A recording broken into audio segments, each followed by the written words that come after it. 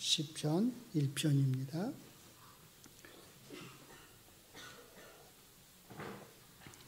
구약성경 804면입니다. 제가 하나님의 말씀을 읽어드리겠습니다. 복 있는 사람은 악인들의 꾀를 따르지 아니하며 죄인들의 길에 서지 아니하며 오만한 자들의 자리에 앉지 아니하고 오직 여호와의 율법을 즐거워하여 그의 율법을 주야로 묵상하는도다.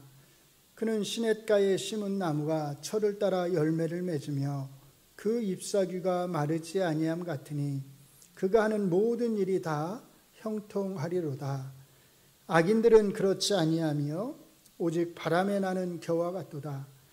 그러므로 악인들은 심판을 견디지 못하며 죄인들이 의인들의 모임에 들지 못하리로다.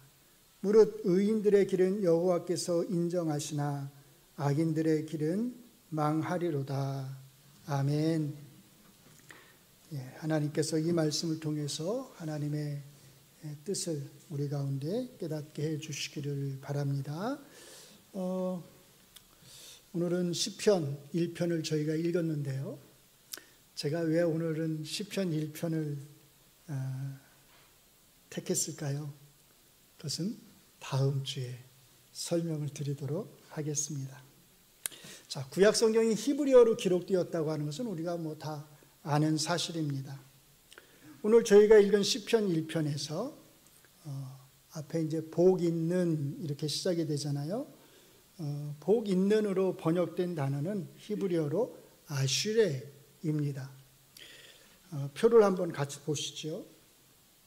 이 표를 보시면 베라카라고 하는 히브리어가 있는데 사실 이게 복이라고 하는 뜻입니다. 그리고 이 베라카의 동사형이 바라크예요. 복을 빌다, 축복하다 라고 하는 뜻입니다. 이 복이라고 하는 베라카 단어 위에 아슈레라고 하는 단어가 있는데 이게 이제 행복한이라고 하는 형용사입니다. 오늘 사실은 우리말로 이제 복 있는 이렇게 번역된 게 뭐라고요? 아슈레예요. 아슈레, 행복한. 이 아슈레의 명사형이 에쉐르, 행복입니다. 그러니까 엄격하게 말하면 우리말에 복 있는 이렇게 번역된 단어는 어떻게 번역돼야 돼요? 행복한 이렇게 번역돼야 합니다. 그래서 제가 영어 성경들을 좀 찾아보니까 어떤 성경들은 이제 해피 이렇게 번역을 해놓은 성경들이 있고요. 우리말 성경에서도 이제 소수긴 한데 행복한 이렇게 번역을 한 성경들이 있더라고요. 중요한 것은 성경에서 이 복의 개념과 행복의 개념이 다르다는 거예요. 복이라고 하는 단어는 하나님이 우리에게 베풀어 주시는 어떤 것, 어떤 은총, 어떤 호의를 가리킵니다. 우리가 복을 빈다, 복받아라 이런 말을 하잖아요. 성경적 개념에서 이 복은 하나님이 하나님의 백성에게 뭔가를 베풀어 주시는 걸 복이라고 말하는 거예요. 근데 만약에 사람이 사람에게 복을 빌어줄 수 있잖아요. 그건 뭐라고 말해야 되냐면 축복하다 이렇게 말을 하는 거예요. 그러니까 제가 여러분들에게 하나님이 복을 주시도록 기도를 한다면 그건 뭘 하는 거예요? 축복을 하는 거죠. 복과 축복은 사실 약간 차이가 있는 거죠. 그래서 야곱이 죽기 전에 자기 아들들을 불러놓고서 하나님이 복 주시기를 기도하잖아요. 그럼 뭐 한 거예요? 야곱이 아들들을 축복한 거죠. 자, 어쨌든 하나님이 우리에게 주시는 복이든 아니면 우리가 다른 사람을 위해서 하나님의 복을 빌어주는 축복이든 여기에는 기본적으로 하나님이 뭔가를 베풀어 주신다고 하는 그런 호의의 개념이 들어가 있다는 겁니다. 그런데 행복에는 이런 호의의 개념이 사실은 들어가 있는 게 아니에요. 행복한 아슈레는 하나님을 믿는 하나님의 백성이 처해 있는 어떤 상태를 가리키는 겁니다. 여러분들 모두가 지금 어떤 상황에 처해 있잖아요. 그런 상태를 아시레 이렇게 말을 하는 거예요. 특별히 그런 상태 가운데서 여러분들이 하나님만을 의지하면서 있는 모습, 그게 뭐예요? 그게 아슈레예요. 그래서 이 뜻을 여러분들이 잘 기억을 하셨으면 좋겠습니다.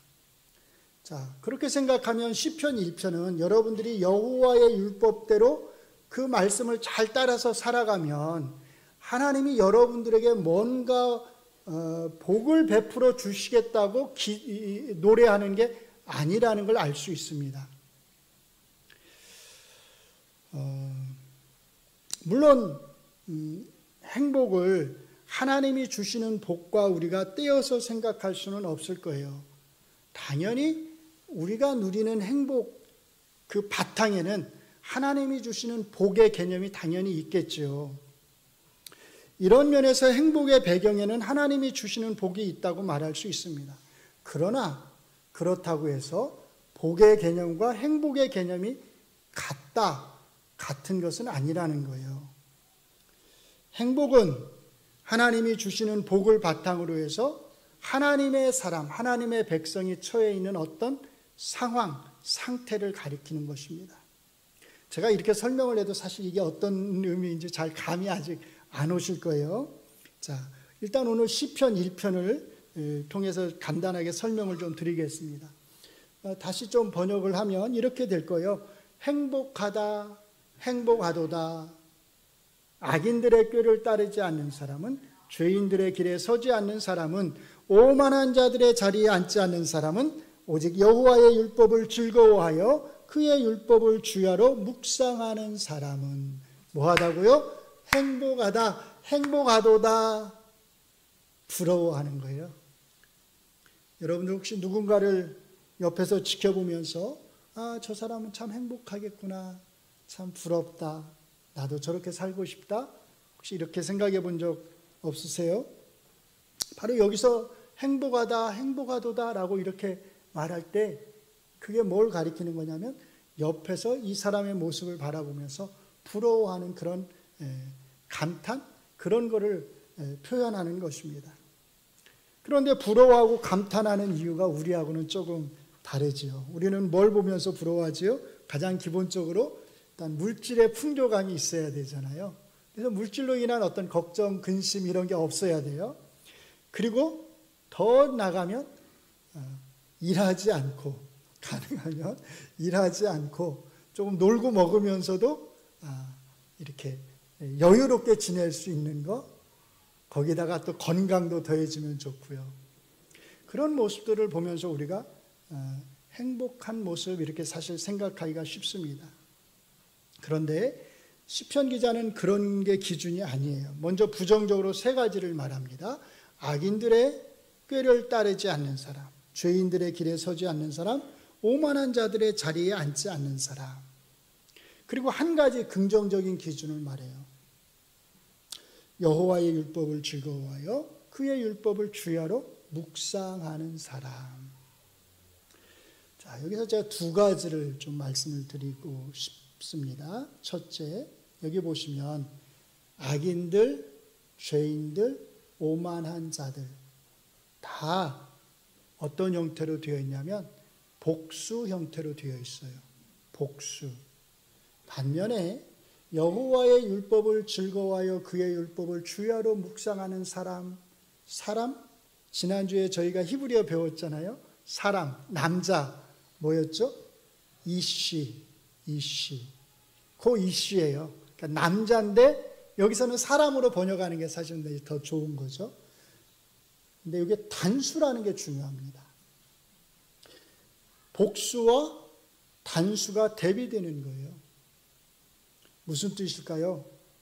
악을 행하는 자들, 죄를 행하는 자들, 오만한 자들은 수가 많다는 뜻입니다.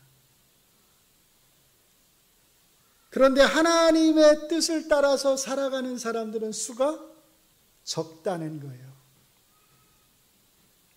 예수님이 하신 말씀하고 정확하게 일치하지 않나요? 우리가 산상수훈을 같이 공부했잖아요. 산상수훈에서 예수님이 뭐라고 말씀하셨죠? 좁은 문으로 들어가라. 멸망으로 인도하는 문은 크고 그 길이 넓어 그리로 들어가는 자가 많고, 그렇죠? 생명으로 인도하는 문은 좁고 길이 협착하여 찾는 이가 적다. 많고 그러나 적다. 시편 기자는 예수님이 하신 말씀과 사실 같은 말을 하고 있는 거죠.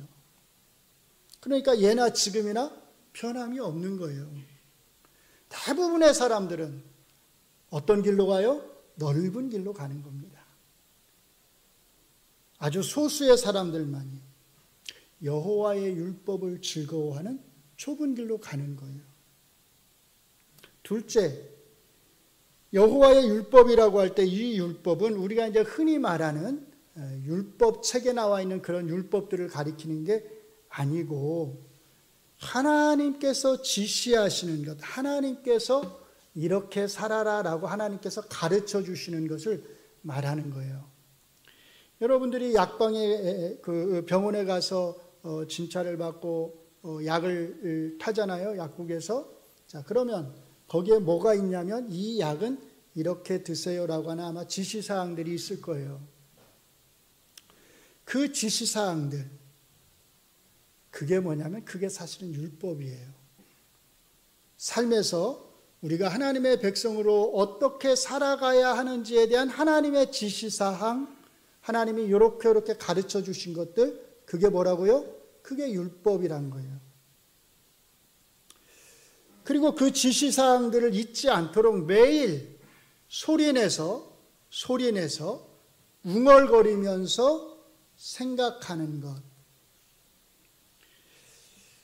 그게 우리말로 묵상한다라고 하는 뜻입니다. 그러니까 묵상한다고 하는 것은 우리가 보통 그냥 생각하듯이 가만히 자리에 앉아서 정신적으로 눈 감고 말씀을 묵상하는 게 아니라는 거예요. 묵상은 뭐 하는 거예요? 작은 소리로 말씀을 읊조리면서 그 말씀의 뜻을 머리로는 생각하는 것. 그게 묵상하는 거예요. 그렇게 읊조리고 생각하면서 내가 어떻게 하나님 말씀대로 살아가야 될지를 고민하는 거죠. 이런 사람의 삶의 모습을 시편 기자는 뭐에 비유하냐면 시냇가에 심은 나무에 비유를 하는 거예요. 그는 시냇가에 심은 나무가 철을 따라 열매를 맺으며 그 잎사귀가 마르지 아니함 같으니 그가 하는 모든 일이 다 형통하리로다. 이게 무슨 의미인지는 제가 굳이 설명하지 않아도 여러분들이 잘 아실 것입니다. 바로 이것이 시편 1편이 노래하는 행복한 사람의 모습이에요. 어떠세요? 멋진 시지요. 아마 저를 포함해서 많은 그리스도인들이 이 시편 1편을 매우 좋아할 것입니다. 시편에서 가장 좋아하는 시 한 편을 고르라고 한다면 아마 대개는 둘 중에 하나를 고를 것 같아요. 이 시편 1편을 고르거나 아니면 시편 23편 여호와는 나의 목자시니 내가 부족함이 없으리로다 라고 하는 요 시편 23편 둘 중에 하나를 아마 가장 많이 고르지 않을까 싶어요. 그런데 이 시편 1편이 아주 멋진 시이기는 한데 어떠세요? 여러분들이 이 시편 1편을 읽고 나면 어떤 느낌이 드세요? 저는 예전에 물론 당연히 이제 저도 이 시편 1편을 좋아하는데 시편 1편을 읽고 나면 정말 너무 멋진 시다라는 생각이 드는데 그럼에도 불구하고 마음 한편에서는 어떤 느낌이 드냐면 좀 공허하다 이런 느낌이 들었어요.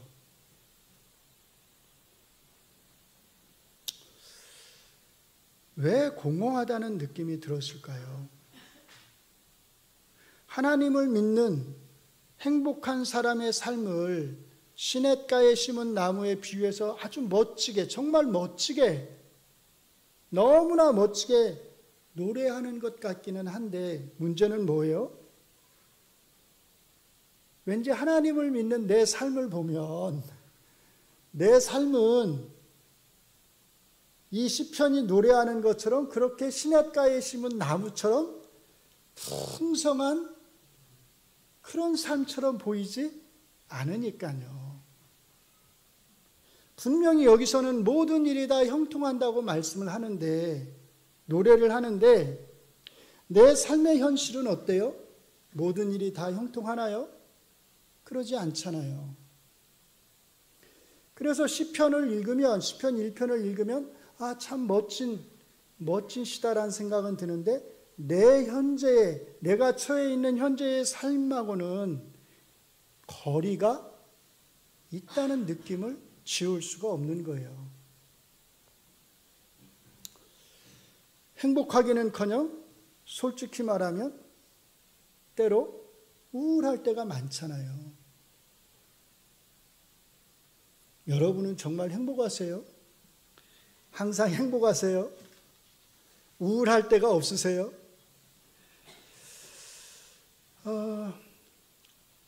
행복을 노래하는, 행복한 사람을 노래하는 이 시편이 정말 우리의 삶의 현실에, 지금 우리가 그리스도인으로서 살아가는 이 삶의 현실에 딱 맞는 시인가 하는 거예요. 이 시편이 노래하는 이 행복한 사람의 모습과 우리가 그리스도인으로서 지금 살고 있는 이 실제적인 삶의 모습 사이에 너무나 차이가 나니까 어떤 분들은 이렇게 말씀을 하세요. 이 시편 1편은 하나님의 백성의 삶을 이상적으로, 뭐라고요? 이상적으로 노래하고 있다. 이상적으로 노래한다. 무슨 말이에요? 우리의 현실의 삶에서는 이 시편 1편을 우리가 경험할 수 있다, 없다? 없다는 거예요. 우리가 경험할 수 없는 삶의 이상적인 모습을 우리에게 그려주고 있다는 거예요. 근데 정말 그럴까요? 이 시편 1편이 우리가 하나님의 백성으로서 지금 경험할 수 없는 그런 이상적인 어떤 행복한 삶을 노래하는 것이라면, 이 행복은 옛날에 제가 고등학교 때 배웠던 산 너머 저쪽에 있는 그 행복하고 다를 게 없는 것 같아요. 제가 이 시를 한번 읽어드리겠습니다. 아마 많은 분들이 기억을 하실 거예요. 산 너머 저쪽. 산 너머 언덕 너머 먼 하늘 밑 행복은 있다고 사람들은 말하네. 아, 나도 친구 따라 찾아갔다가 눈물만 머금고 돌아왔다네. 산 너머 언덕 너머 더욱더 멀리 그래도 사람들은 행복이 있다고 말을 한다네. 산 너머 저쪽에 행복이 있나요? 찾아가 봤더니, 산 넘어서 가봤더니 있어요, 없어요? 없어요. 그런데 사람들은 거기에 행복이 있어라고 말을 하면서 살아간다는 거예요. 시편 1편이 이상적인 행복, 우리가 현실에서 경험할 수 없는 행복을 노래하는 거라면 이 행복은 그냥 산 너머 저쪽에 있는 행복일 뿐이죠. 저는 이 시편 1편이 산 너머 저쪽에 있는 행복을 노래하는 게 아니라고 저는 생각을 합니다. 성경은 우리에게 우리가 얻을 수 없는, 우리가 경험할 수 없는 그런 이상적인 행복을 가르치거나 약속하지 않는다는 거예요.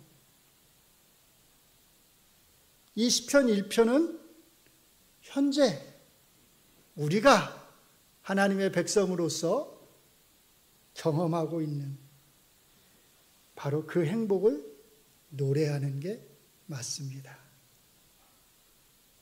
자, 한번 생각해 보세요. 그러면 우리는 왜 이 시편 1편을 읽으면서 이 시편 1편이 말하는 이 행복한 사람의 모습이 우리의 현실적인 삶과는 너무나 멀리 떨어져 있다고 느끼는 것일까요? 이유는 간단합니다. 우리가 생각하는 그 행복의 개념을 가지고 우리가 이 시편 1편을 이해하려고 하기 때문이에요. 우리가 생각하는 행복의 개념을 가지고 시냇가에 심은 나무가 철을 따라 열매를 맺으며 그 잎사귀가 마르지 아니함 같으니 그가 하는 모든 일이 다 형통하리라고 하는 이 말씀을 이해하려고 하기 때문입니다. 쉽게 말하면 이런 거예요. 우리가 생각하는 행복의 개념은 저 밖에 있는 믿지 않는 사람들이 생각하는 행복의 개념과 사실 별반 다르지 않아요. 그런데 성경이 말하는 행복의 개념은 저 밖에 있는 믿지 않는 사람들이 생각하는 행복의 개념과는 너무나 다르다는 거예요. 자, 그럼 한번 생각해 보세요. 우리가 생각하는 행복의 개념을 가지고 성경에 집어넣어서 성경을 이해해야 할까요? 아니면 성경이 말하는 행복의 개념을 우리가 배워서 성경이 말하는 행복의 개념을 가지고 우리가 성경을 이해하려고 해야 될까요? 어떤 게 맞죠? 당연히 후자일 것입니다. 우리가 세상 사람들이 가지고 있는 행복의 개념을 가지고 성경에 나오는 행복의 개념을 이해하려고 하면 당연히 맞지 않는 게 당연하죠. 다시 한번 말씀을 드리지만 오늘 시편 1편은 하나님의 백성이 살아가는 행복한 삶을 이상적으로 노래하는 게 아닙니다. 아주 현실적으로 사실은 노래하는 거예요. 중요한 것은 이 시편 1편이 노래하는 그 행복한 사람의 구체적인 삶의 모습은 그 다음에 나오는 시편들 속에 들어있다는 것입니다. 시편이 모두 몇 개죠? 몇 개의 시편이 있죠? 150개. 몇 권으로 나눠져 있죠? 몇 권으로요? 네, 5권으로. 제 5권으로. 마지막 5권이잖아요. 5권으로 나눠져 있습니다. 그런데 이 150개의 시편 중에서요, 저희가 오늘 읽은 1편과 2편이 전체 시편의 서론 역할을 한다는 거예요. 그게 무슨 뜻이냐면 1편과 2편이 전체 시편의 주제 역할을 하는 거예요. 그 말은 3편부터 150편까지는 1편과 2편이 말하는 이 핵심적인 메시지를 설명하고 있다는 거예요. 그러니까 여러분들이 우리가 시편 1편이 말하는 행복한 사람의 모습이 구체적으로 어떤지를 알려면 어디서부터 잘 봐야 돼요? 3편부터 노래하는 이 시편 기자들의 모습이, 삶의 모습이 어떤지를 봐야 된다는 거예요. 자, 시편 3편을 한번 보시기 바랍니다. 1, 2절에서 시편 기자가 이렇게 하소연을 합니다. 같이 읽습니다. 여호와여, 나의 대적이 어찌 그리 많은지요. 일어나 나를 치는 자가 많으니이다. 많은 사람이 나를 대적하여 말하기를 그는 하나님께 구원을 받지 못한다 하나이다. 자, 이 시편 기자는 행복한 사람일까요? 많은 대적이 에워싸서 죽이려고 하는데 목숨이 위태로운 상황 속에 있는데 하나님도 너를 구할 수 없다고 조롱을 받고 있는데 이 시편 기자는 행복한 사람일까요? 이 시편 기자는 자기가 행복하다고 지금 느끼고 있을까요? 3절에서 시편 기자는 이렇게 노래합니다. 3절을 같이 읽습니다. 여호와여, 주는 나의 방패시오, 나의 영광이시오, 나의 머리를 드시는 자이시니이다. 그리고 조금 더 가서 6, 7, 8절에서 이렇게 노래합니다. 천만인이 나를 에워싸 진친다 하여도 나는 두려워하지 아니하리이다. 여호와여, 일어나소서, 나의 하나님이여 나를 구원하소서. 주께서 나의 모든 원수의 뺨을 치시며 악인의 일을 꺾으셨나이다. 구원은 여호와께 있사오니 주의 복을 주의 백성에게 내리소서. 여기서 말하는 주의 복이 바로 베라카입니다. 시편 1편에서 그가 하는 모든 일이 다 형통하리로다 라고 말을 할 때 이것은 아무런 어려움이 없이 하는 일마다 잘 된다고 하는 뜻이 아닌 것을 우리가 알 수 있습니다. 아무런 어려움도 없이 모든 일이 잘 된다고 하는 것은, 그런 형통의 개념은 믿지 않는 사람들이 생각하는 형통의 개념이지 성경이 말하는 형통의 개념이 아니라는 거예요. 성경에서는 모든 일이 잘 된다고 말을 할 때, 형통하다고 말을 할 때, 어떤 상황 속에서든지 그가 하나님의 보호하심 가운데에서 하나님을 의지하며 살아가는 것을 가리킵니다. 바로 이 시편 기자의 상황이 그런 상황입니다. 하나님의 사람에게 수많은 사람들이 그를 에워싸는 어려움이 있을 수 있습니다. 하나님도 너를 구할 수 없다고 하는 조롱을 받으면서 하나님을 믿는 지가 어떻게 그런 모습으로 살 수 있냐고 하는 조롱을 받으면서 살아갈 수도 있습니다. 그러나 그는 그 수많은 사람들의 애워쌈을 두려워하지 않습니다. 그는 그 수많은 사람들의 조롱도 두려워하지 않습니다. 왜냐하면 여호와 하나님을 자기의 방패와 영광으로 그는 삼고 있기 때문이죠. 사람의 구원이 사람의 많고 적음에 있는 것이 아니라 누구의 손에요? 여호와 하나님의 손에 있다고 하는 것을 그는 알기 때문입니다. 바로 이 사람이 어떤 사람이에요? 시냇가에 심은 나무와 같은 사람이다라는 거예요. 심지어 시편 13편을 보시면 이 시편 13편의 기자는 자기 심정을 이렇게 토로합니다. 1절과 2절을 같이 읽습니다. 여호와여, 어느 때까지니까 나를 영원히 잊으시나이까?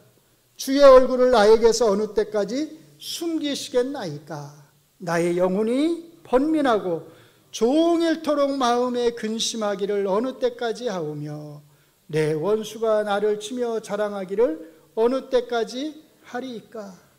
자, 이 시편 기자의 모습을 한번 보세요. 그는 지금 마음이 온갖 근심과 번민으로 가득 차 있습니다. 아마 밤에 잠도 제대로 못 잘 것입니다. 뜬 눈으로 밤을 새울 것입니다. 그런데 이 시편 기자는 5절에서 이렇게 고백합니다. 같이 읽습니다. 나는 오직 주의 사랑을 의지하여 싸우니 나의 마음은 주의 구원을 기뻐하리이다. 이 시편 기자는 문제가 해결되었을까요? 더 이상 번민하지 않을까요? 더 이상 뜬 눈으로 밤을 새우지 않아도 될까요? 그렇지 않습니다. 아직 해결되지 않았어요. 여전히 근심과 번민 가운데 있습니다. 문제는 그대로 있어요. 그러나 이 시편 기자가 한 가지 확신하는 게 있습니다. 하나님이 나를 사랑하신다. 나는 오직 주의 사랑을 의지하여 싸우니. 하나님이 나를 사랑하신다고 하는 그 확신의 근거에서 하나님이 주실 구원을 소망하며 기뻐한다고 노래하는 거예요. 삶의 상황은 변하지 않았지만 그럼에도 불구하고 그는 하나님의 사랑을 의지하며 하나님의 도움만을 구하고 있는 것입니다. 바로 이 사람이 여호와의 율법을 즐거워하며 주야로 그 율법을 묵상하는 사람이라는 것입니다. 이런 사람이 모든 일에 형통하는 사람이라고 말하는 거예요. 시편이 150개가 있다고 말씀을 드렸습니다. 이 150개의 시편 중에서 아마 우리가 가장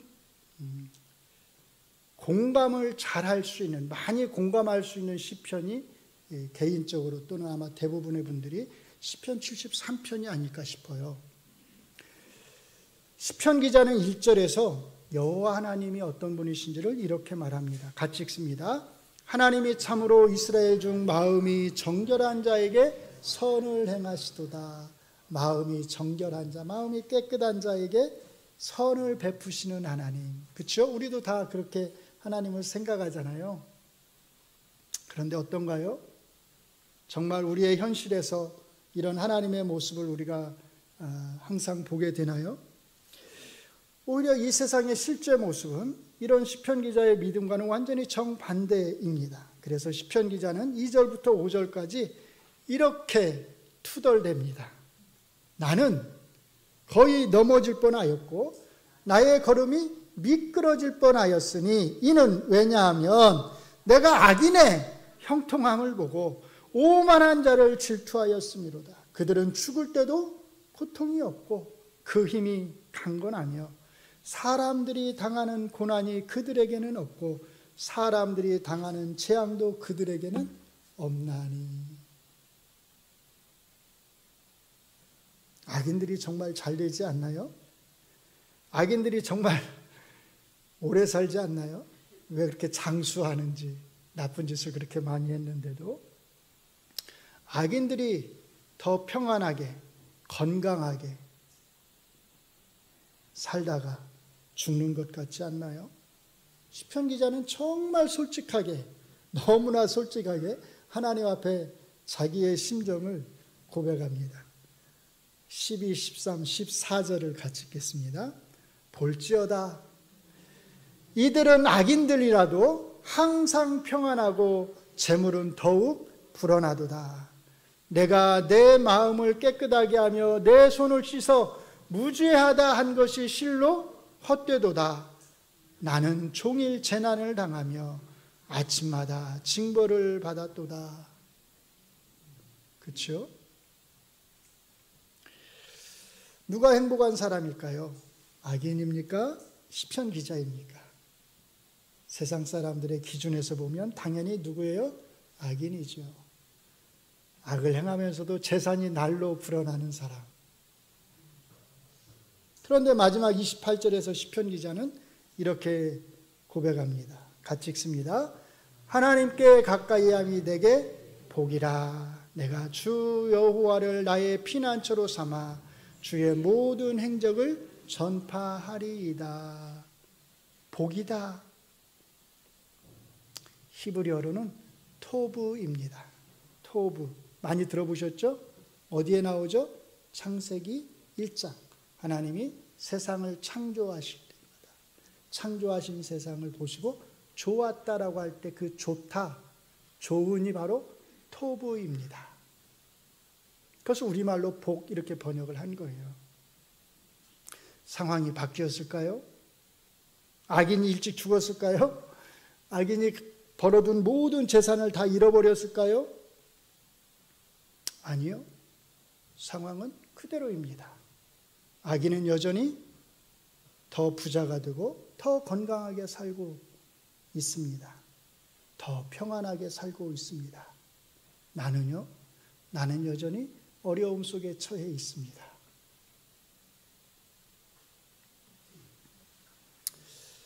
그럼에도 불구하고 시편 기자는 하나님을 가까이 한다고 고백을 합니다.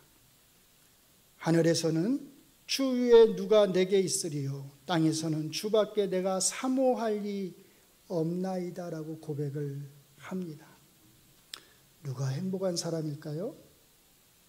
성경의 기준에 따르면 바로 이 사람입니다. 여전히 어려움에 처해 있는 사람, 여전히 고난 가운데 있는 사람. 그래서 하나님을 향해서 때로는 불평도 하는 사람, 바로 이 사람. 이 사람이 시편이 말하는, 시편 1편이 말하는 시냇가에 심은 나무와 같은 사람입니다. 악을 행하면서도 오래 사는 사람이 아니에요. 악을 행하면서도 계속 재산을 불려가는 사람이 아닙니다. 악인이 잘 되어가는 것을 보면서 때로는 시기심이 생기기도 하지만, 때로는 질투하기도 하지만, 내가 이렇게 정직하게 사는 것이 헛된 게 아닌가라고 하는 그런 불평을 하기도 하지만, 그럼에도 불구하고 악인의 꾀를 따르지 않고 하나님을 가까이 하는 사람, 바로 그 사람이 행복한 사람입니다. 시편은 이렇게 3편부터 150편까지가 사실은 모두 다 하나님을 섬기는 행복한 사람의 모습을 노래하는 거예요. 그런데 이 시편을 한번 읽어보시면 이 시편 안에는 질병으로 고통당하는 사람, 죽을 병으로 하나님 앞에 눈물로 매달리는 사람, 온갖 고민과 번민으로 잠을 못 이루는 사람,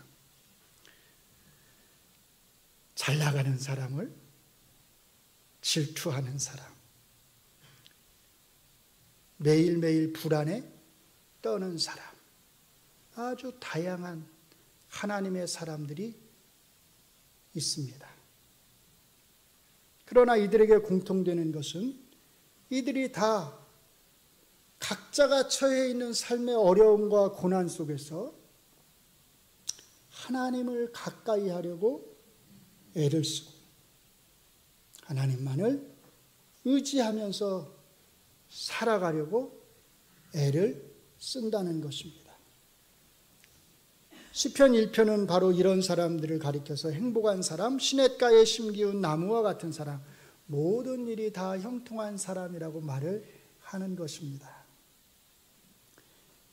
세상 사람들이 생각하는 행복의 개념과 얼마나 먼지를 우리가 알 수 있지요.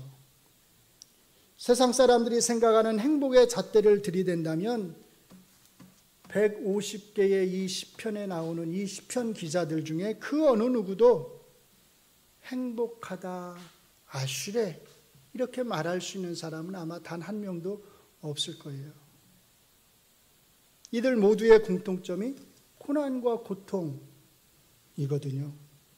그런데 또 다른 공통점이 있습니다. 어떤 일이 있어도 어떤 상황 속에서도 이들은 악인들, 죄인들, 오만한 자들의 길을 따르지 않는다는 거예요. 힘들어도 원수들이 애워싸도 밤마다 번민하면서 잠을 이루지 못해도 이들은 여호와의 말씀이 지시하는 그 방향을 향해서 그 길을 따라서 걸어간다는 것입니다. 시편은 하나님을 섬기는 행복한 사람들의 모습이 어떤지를 우리에게 보라고 말합니다. 한번 봐. 이게 진짜 행복한 사람이야. 이런 사람들이 진짜 행복한 사람이야. 라고 말을 합니다.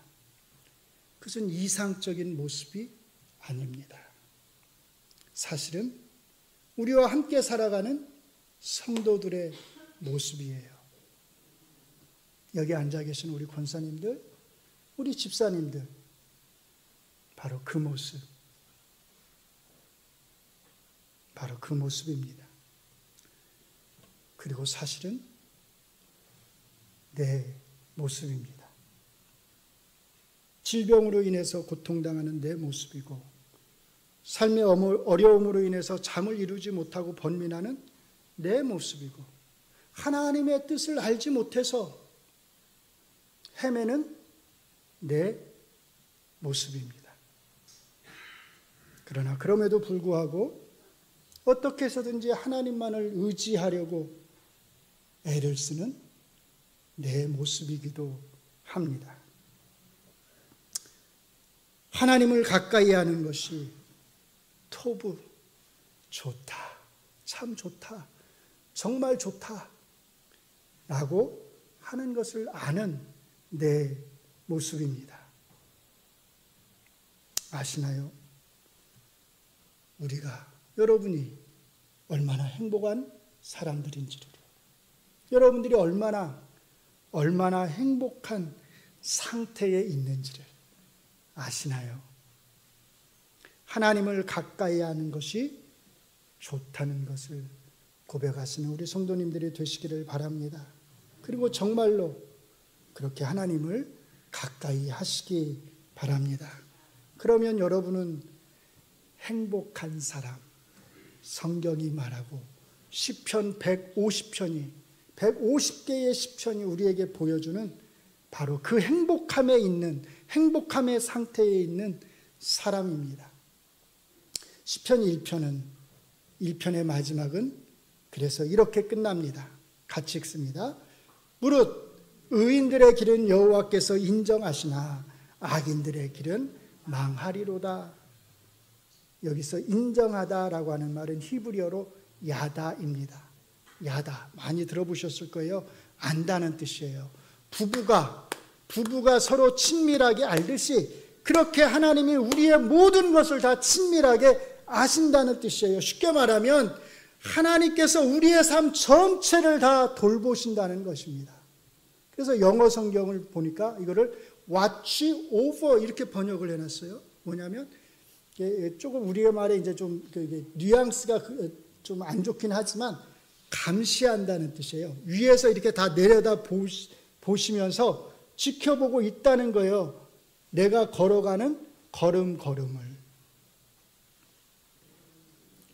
사랑하는 성도 여러분, 여러분이 걸어가는 그 걸음이 하나님의 말씀을 따라서 걸어가는 걸음이라면 하나님이 여러분의 그 걸음 하나하나를 다 지켜보시면서 인도해 주신다고 하는 것을 믿으시기 바랍니다. 여러분이 걷는 그 길이, 그 좁은 길이 진짜 행복한 길이고, 여러분이 걷는 그 길의 끝에 진짜 행복이 놓여 있다는 것을 기억하시면서 끝까지 그 길을 잘 걸어가실 수 있기를 주의 이름으로 축원합니다. 기도하겠습니다. 하나님, 우리를 하나님의 말씀인 성경이 말하는 그 행복한 길로 들어가게 하신 것을 감사합니다.